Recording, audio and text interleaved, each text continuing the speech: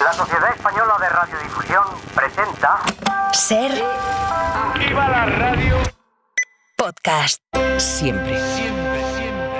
¿Cómo de atada tiene que estar la denuncia de la Fiscalía al novio de Ayuso por defraudar 350.000 euros con facturas falsas? ¿Cómo de atada tiene que estar esa denuncia para que sean las 8 de la tarde y el equipo de la presidenta de Madrid no haya podido cuestionar ni media coma sobre el fondo del asunto? Y hayan optado solo por la estrategia política del victimismo. Van a por mí, me lo esperaba, todo es culpa de Moncloa. Esto era algo que me esperaba porque desde hace 5 años, todos los días, tengo algo similar.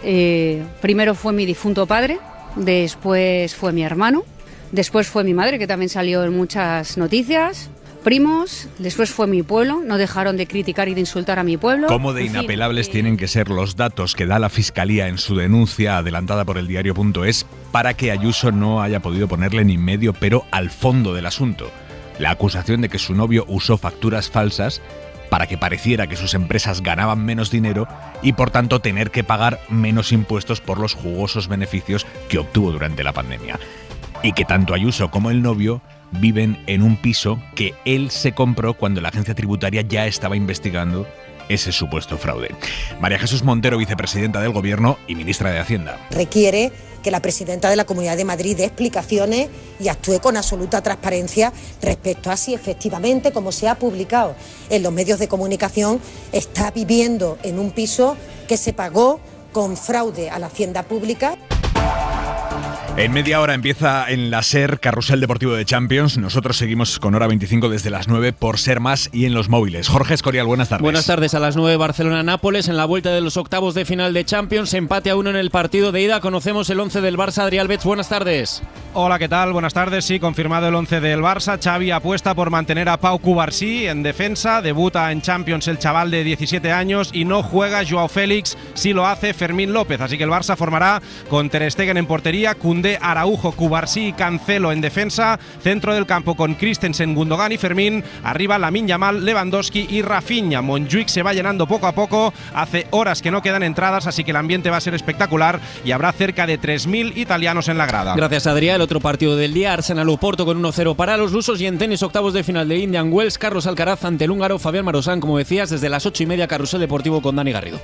Mañana subirán las temperaturas, pero todavía nos espera una noche fría. Jordi Carbo, buenas tardes. Buenas tardes. Esta próxima noche bajará menos, pero aún lo suficiente como para que mañana a primeras horas tengamos todavía heladas en el interior y se haga necesario abrigarse, teniendo presente que esta ropa nos va a sobrar durante gran parte de la jornada. Y es que las máximas se situarán alrededor de los 20 grados, superándolas ya en la mayor parte de poblaciones, máximas alrededor de los 25, tanto en Canarias como el Valle del Guadalquivir, en un día que será soleado y solo esperamos algunas nieblas a primeras horas de la mañana. Empieza Hora 25, con la respuesta de Isabel Díaz Ayuso, ahora que hemos conocido que la Fiscalía denuncia a su pareja por un supuesto fraude a Hacienda, fraude de 350.000 euros cometido con supuestas facturas falsas. Explicaciones Ayuso no ha dado ni una, no ha dicho todo es mentira, mi novio hizo todo estupendamente, no ha dicho eso, no ha negado nada de lo que se le atribuye a su pareja, se ha limitado al victimismo político, asegurar que van contra ella. Bueno, ahora tocaba el novio, esto es parte de lo que llevo sufriendo desde hace 5 años. Lo que él además está ahora mismo haciendo es afrontar una inspección de Hacienda que a lo mejor a los ciudadanos que no las han tenido no sabe de qué va, pero cualquiera que ha sido así, empresa, autónomo, cualquiera sabe que primero Hacienda hace una acusación, luego él tiene que defenderlo. Y en todo caso esto nada tiene que ver con la Comunidad de Madrid. Bueno, no es una inspección de Hacienda como la que le pueden hacer a un autónomo que haya traspapelado una factura. Es una denuncia que la Fiscalía ha presentado ante un juzgado por los delitos de fraude y falsedad en documento mercantil después de que Hacienda detectara las irregularidades. Según la denuncia que ha adelantado el diario.es, la empresa del novio de Ayuso incrementó muchísimo sus negocios durante la pandemia y para pagar menos impuestos presentó facturas falsas fingiendo que habían tenido más gastos de los que realmente habían tenido y así tener que pagar menos impuestos de los que realmente tendría que haber pagado. ¿Cómo lo hacía? Según Hacienda, metiéndoles facturas ficticias a 3 ciudadanos andaluces de un pueblo de la provincia de Sevilla, pero sobre todo con 2 grandes facturas falsas, una de 920.000 euros a una empresa de Costa de Marfil y otra de 620.000 euros a una empresa de México. ¿Qué tenían en común esas 2 empresas? Un mismo señor. un mexicano que estaba detrás firmando facturas o siendo el representante de la empresa. En las dos, la mexicana y la marfileña. Hacienda se puso en contacto con este señor el año pasado, 2023, y le dijo: mire, esta factura que tenemos aquí, de 620.000 euros que lleva su firma, ¿esto qué es? Y el señor le contestó a la agencia tributaria: pues mía no es, ni me suena, no conozco a esa empresa. A los 6 días, él mismo escribió a la agencia tributaria diciendo que sí, que ya se acordaba, que sí conocía a esa empresa, que se había confundido. ¿Qué dice Hacienda de estas facturas?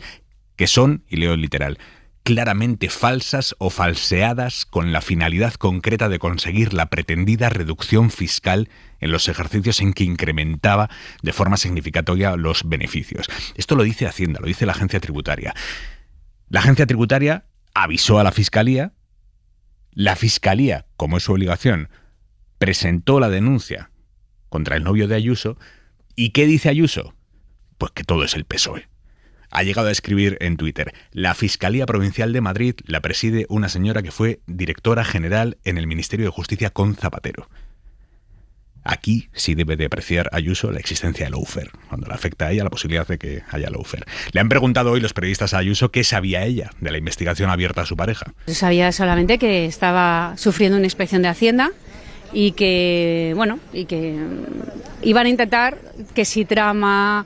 Aquí no ha habido ni tramas, ni redes paralelas, ni nada de lo que se está intentando hacer desde la Moncloa, que me consta que desde primera hora está llamando también a las televisiones, pidiendo más madera y pidiendo generar o crear una trama donde hay una inspección fiscal a un ciudadano que nada tiene que ver con la Comunidad de Madrid. El fraude, según la denuncia de la Fiscalía, se corresponde a los años 2020 y 2021, los años de la pandemia, en los que el novio de Ayuso realizó negocios con el gigante sanitario Quirón Salud.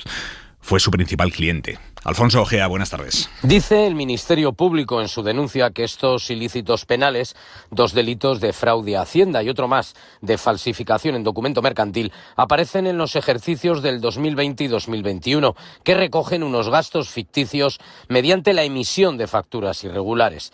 Los responsables de esta mercantil presuntamente pretendieron así reducir el pago del impuesto de sociedades. La cantidad que Hacienda, que el fisco reclama por la vía penal, supera los 350.000 euros, una cantidad que, si la justicia señala que es real, se va a incrementar geométricamente por la imposición de las correspondientes multas y recargos, superando los 900.000 euros. En esta investigación que ha desarrollado la Fiscalía de Delitos Económicos, Maxwell Cremona facturó alguno de esos servicios a la compañía Quirón Salud, la empresa privada de hospitales que suele ser la favorita del gobierno regional madrileño. Tan favorita que alguno de sus exdirectivos forma parte ya de la actual Administración Sanitaria Autonómica.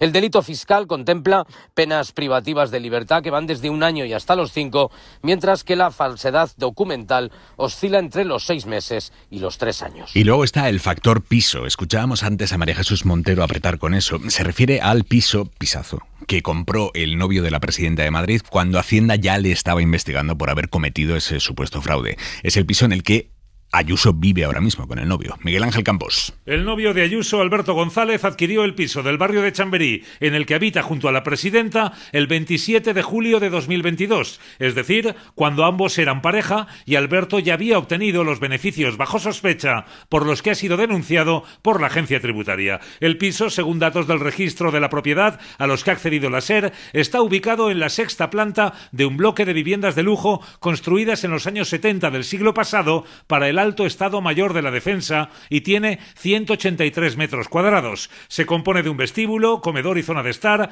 despacho, cocina, 3 baños y 5 habitaciones con área para servicio. Para la adquisición de la vivienda, tasada en 837.000 euros, ha sido formalizada una hipoteca de 500.000 a 20 años, por lo que una parte de la propiedad ha sido abonada con otros medios. Alberto González, el novio de Ayuso, aparece en el registro de la propiedad como el único titular del inmueble. El PP ha salido hoy en defensa clara de Isabel Díaz Ayuso, desvinculándola de lo que haga su pareja. También saben en el PP que este cierre de filas lo están haciendo sin conocer realmente el alcance del PUF o de lo que vaya a conocerse este supuesto fraude, si es que hay algo más por conocerse. David Junquera. Buenas tardes. Lo cierto es que el PP empezó el día enfrentando este asunto al ralentí, poniendo el foco en la pareja de la presidenta. Tendrá un problema esa persona con la agencia tributaria, que yo sepa. Isabel Díaz Ayuso no tiene ninguna inspección de la agencia tributaria. Feijóo en Onda Cero separa a Ayuso del caso, pero tras salir Ayuso a denunciar una cacería, Tellado se apunta a la tesis. Si hay una cacería por parte del Partido Socialista contra ella, me parece lamentable traspasar la barrera personal. El gobierno ve un patrón de conducta en la familia Ayuso. Aprovechamiento del erario público, aprovechamiento de la relación familiar de parentesco con la presidenta de la Comunidad de Madrid para la obtención de contratos y, lo último, una persona con la que convive que hoy ha sido acusada de fraude fiscal. Era Óscar Puente, por eso desde Moncloa se piden explicaciones. Pilar Alegría. Más transparencia y menos fruta. Y el resto de grupos, cada uno lo ve a su manera. Vox se borra, Compromís sorprende y los comunes no se cortan. Yo no puedo hacer ningún juicio de valor. No se puede ni se debe culpar nunca a una mujer de lo que puede hacer su pareja. Parece ser que lo que más le gusta no es la fruta, sino el fraude fiscal y el chorizo. En el PP dan por descontado que seguirán goteando informaciones periodísticas sobre este caso. El Senado acaba de aprobar la creación de una comisión de investigación sobre el caso Koldo, específicamente sobre ese caso. La ha impulsado el PP allí en el Senado porque es la Cámara en la que tiene mayoría absoluta, pero ni siquiera les ha hecho falta ejercerla porque el PSOE ha votado a favor de crear esa comisión de investigación. Josué Coello, buenas tardes. ¿Qué tal, Aymar? Buenas tardes. De hecho, se ha aprobado de una forma inusual, con el apoyo unánime de los 259 senadores que han votado a favor. Eso sí, con matices como los del PSOE, que exige investigar todos los contratos irregulares, no solo los de esta trama. Porque oyendo a la señora Gamarra y viéndolo usted aquí, yo solo hubiera podido votar que no hoy. ¿Es así? Pero sin embargo voy a votar que sí. Mi grupo va a votar que sí, a pesar de ustedes. En la misma línea de Juan Espadas ha ido Más Madrid, que exige investigar los contratos de Ayuso, mientras que el PP lo centra en lo que llaman el caso Sánchez, a quien, por cierto, a Pedro Sánchez en el PP no descartan llamar a la comisión. Alicia García, portavoz popular. ¿Alguien duda que el presidente del gobierno no conocía las venturas y las desventuras de su gran amigo Koldo, el gigante de la militancia socialista? ¿Me va a contestar o va a reservarse para la comisión de investigación en el Senado? Esto en el Senado porque la guerra de comisiones también se libra en el Congreso. Allí el PP dice que apoyará la del PSOE, pero con una condición, la dimisión de Francina Armengol. Si Francina Armengol renuncia a la presidencia de la Cámara y sin competencias en la dirección de esta Cámara, someterse a lo que esa comisión de investigación pueda determinar. Fuentes del PP, Aymar, nos dicen que la idea es que la comisión del Senado empiece tras la Semana Santa. Josué, gracias. A vosotros. Y sobre comisiones de investigación, al PSOE se le está complicando, sorpresa, se le están complicando aquellas comisiones que pactó con el independentismo en verano a cambio de que Francina Armengol fuera presidenta del Congreso. En la comisión que investigará el espionaje con Pegasus, Esquerra quiere forzar la comparecencia del presidente Pedro Sánchez.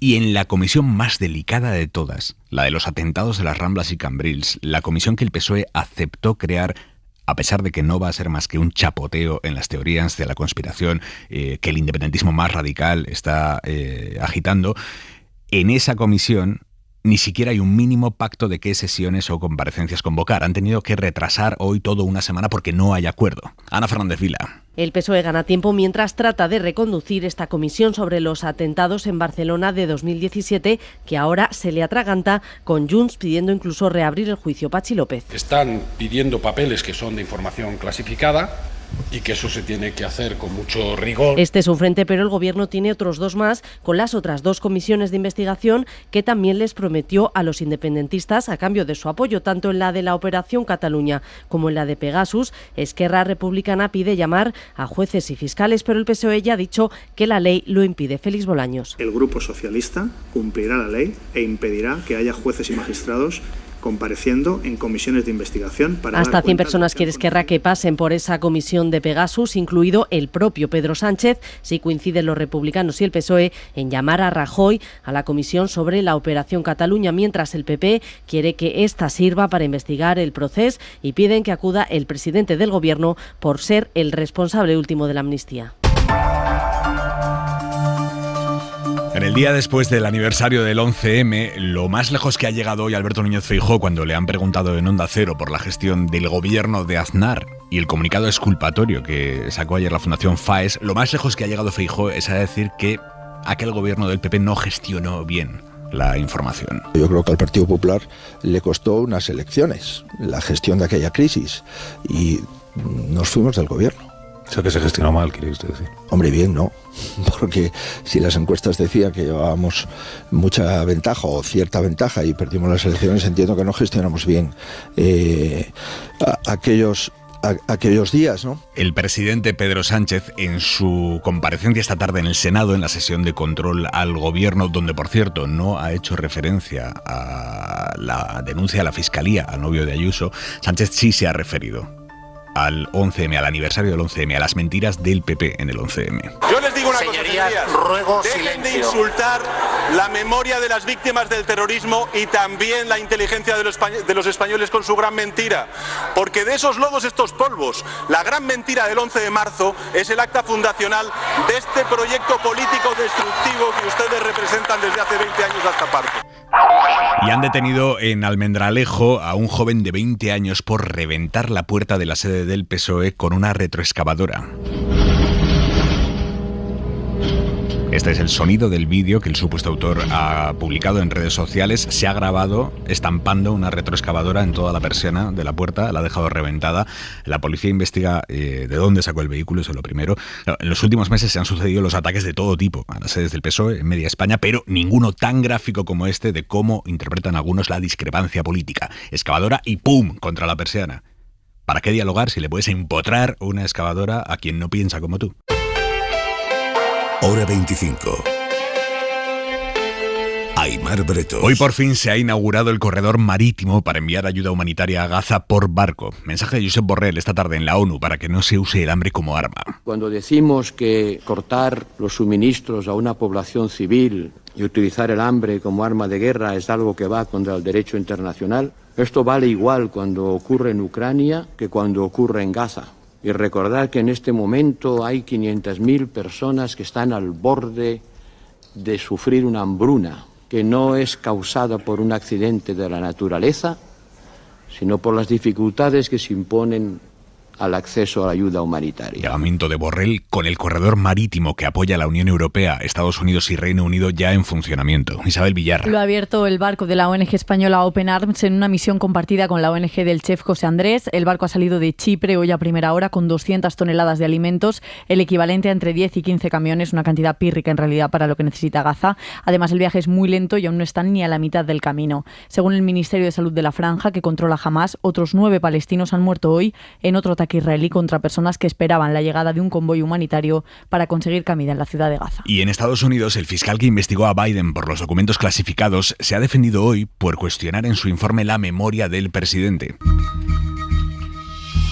Ponía incluso en aquel informe que Biden no recordaba ni cuándo murió su hijo. Eso dañó muchísimo la imagen del presidente en año electoral. Los demócratas han acusado al fiscal de hacerlo para beneficiar a Donald Trump, porque el fiscal es republicano.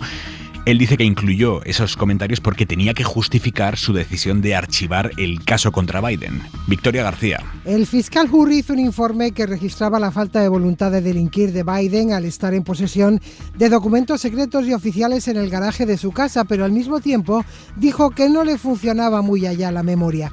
Eso ha sido el punto de inflexión en su comparecencia en el Congreso norteamericano.